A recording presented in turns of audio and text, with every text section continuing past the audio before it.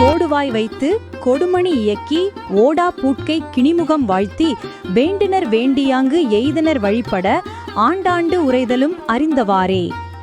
ஆண்டாண்டு ஆயனுமாக காண்டக முந்து நீ கண்டுழி முகனமர்ந்து ஏத்தி கைத்தொழுவு பரவி காலுற வணங்கி நெடும் பெரும் சிமையத்து நீலப் பைஞ்சுனை ஐவருள் ஒருவன் அங்க ஏற்ப அறுவர் பயந்த ஆரமர் செல்வா.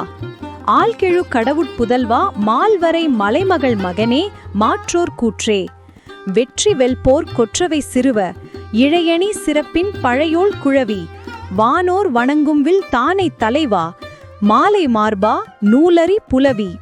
செருவில் ஒருவ பொருவிரல் மள்ள அந்தனர் வெறுக்கை அறிந்தோர் சொல்மலை மங்கையர் கணவ மைந்தரேரே.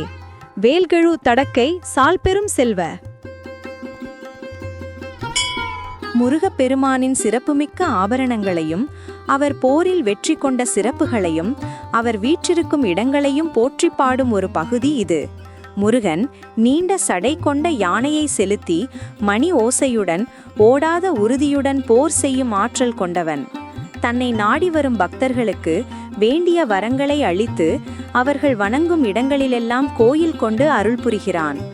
அப்படிப்பட்ட முருகப்பெருமானை கண்டதும் முகம் மலர்ந்து கை தொழுது காலில் விழுந்து வணங்கி மிக உயரமான சிகரங்களில் உள்ள நீல நிறச்சுனையில் 5 பேரில் ஒருவனாகிய, அதாவது பாண்டவர்களுள் ஒருவனான அர்ஜுனன் தன் கையில் ஏற்க 6 தாய்மார்கள் பெற்றெடுத்த 6 முக கடவுளே, ஆலமரத்தை இருப்பிடமாக கொண்ட சிவபெருமானின் மகனே, பெரிய மலைகளில் வாழும் உமையின் புதல்வனே, பகைவர்களுக்கு யமன் போன்றவனே, வெற்றி தரும் கொற்றவையின் சிறுவனே, அணிகலன் அணிந்த பழமையானவளின், அதாவது துர்க்கையின் குழந்தையே, தேவர்கள் வணங்கும் வில் ஏந்திய படையின் தலைவனே, மாலை அணிந்த மார்பனே, நூல்களை அறிந்த புலவனே, போரில் தனித்துவமானவனே, நிகரற்ற வலிமை கொண்ட வீரனே, அந்தணர்களுக்கு பெரும் செல்வமே, அறிந்தவர்களால் போற்றப்படும் புகழின் மலையே, மங்கையரின் கணவனே, மைந்தர்களில் சிறந்தவனே, வேல் ஏந்திய பெரிய கைகளை கொண்ட பெரும் செல்வனே என்று பக்தர்கள் துதிப்பார்கள்.